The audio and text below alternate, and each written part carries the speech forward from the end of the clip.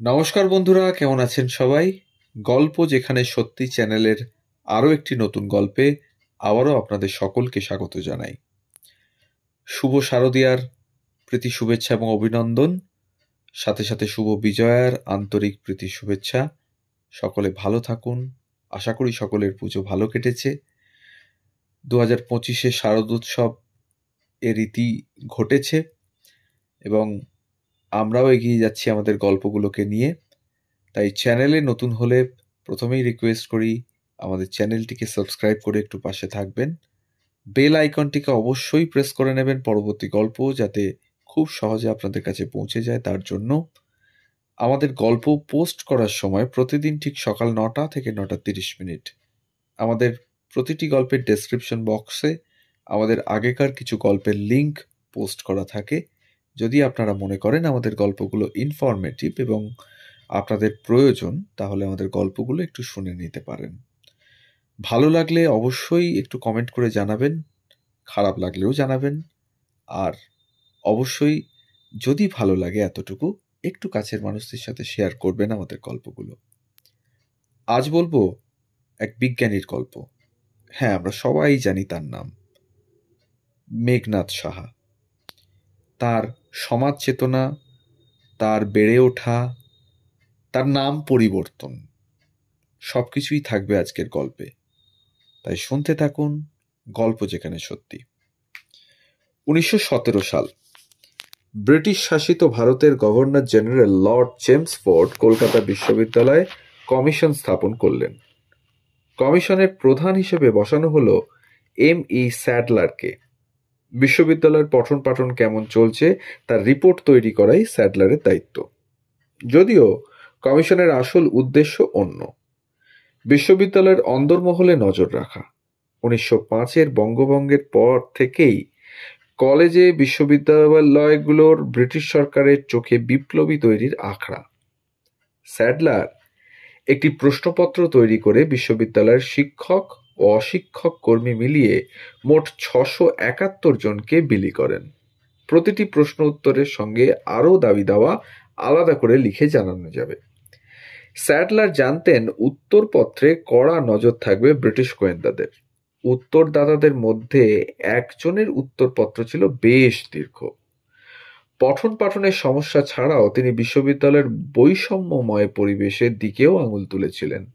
উত্তরপত্রে লেখা ছিল, যদি বিশ্ববিদ্যালয়কে আবাসিক করে তোলার কথা ভাবা হয় এবং যথাযথ হোস্টেলের ব্যবস্থা করা হয়, তাহলে ডেমোক্রেটিক ক্লাস বা গণতান্ত্রিক শ্রেণীর, তিনি আরও উল্লেখ করেন ডেমোক্রেটিক ক্লাস হিসেবে তিনি কাদেরকে অভিহিত করেছেন।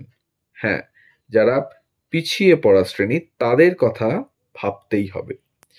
বর্তমানে বিশ্ববিদ্যালয়ের সঙ্গে যে লাগোয়া হোস্টেল রয়েছে তাতে তথাকথিত উচ্চ বর্ণের ব্রাহ্মণদের মৌরসি পাঠটা চলছে।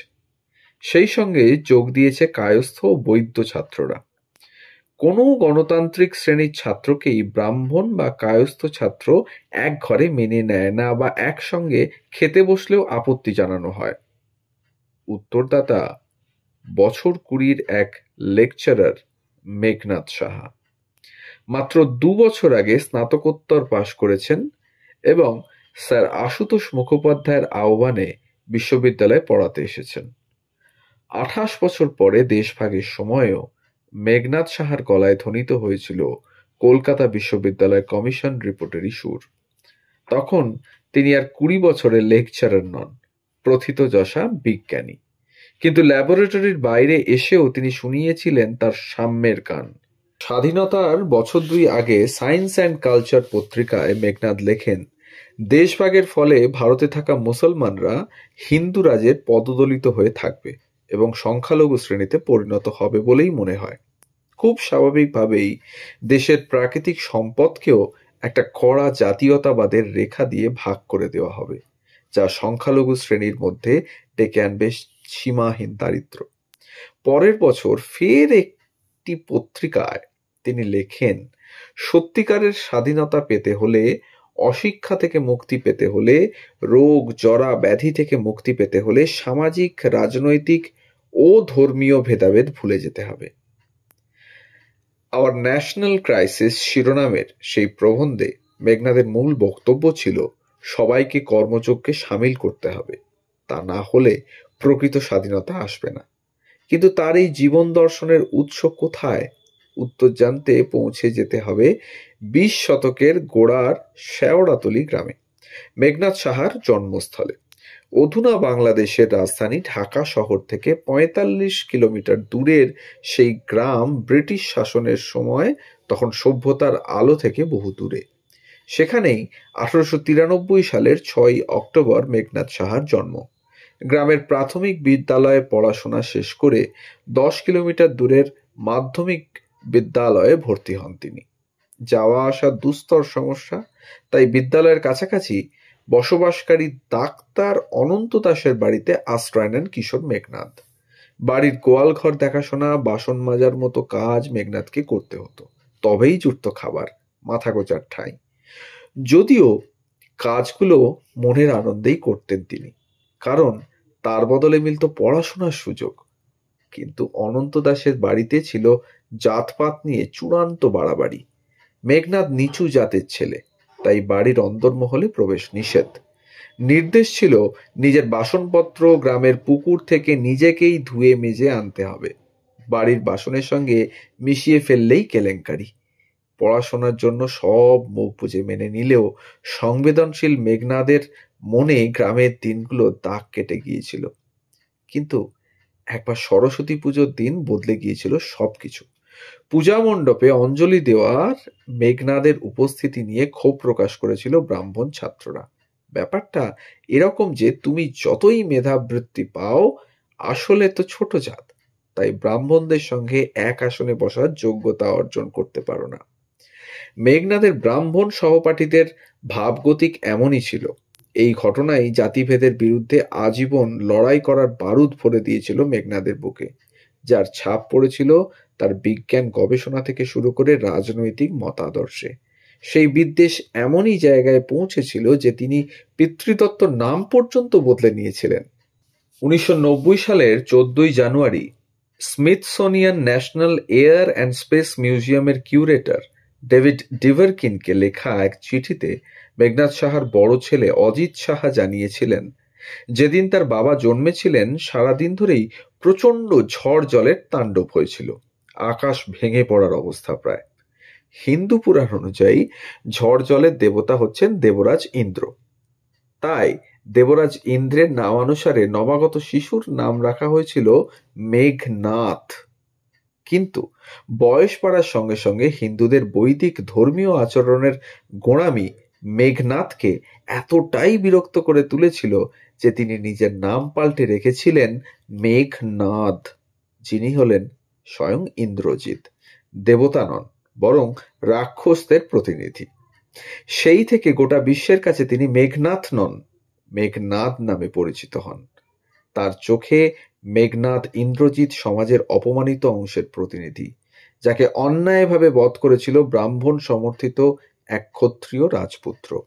1915 সালে যখন স্নাতকোত্তর পাশ করেন মেঘনাদ সাহা, তখন বিশ্বজুড়ে পদার্থবিদ্যায় নতুন আবিষ্কারের ঘটনা তার মধ্যে এক উন্মাদনা সৃষ্টি করেছিল। ছাত্রাবস্থায় সহপাঠী হিসেবে পেয়েছিলেন সত্যেন্দ্রনাথ বসুকে। যোগ্য সহপাঠীর উপস্থিতিও মেঘনাদকে অনেকটাই উৎসাহ জুগিয়েছিল।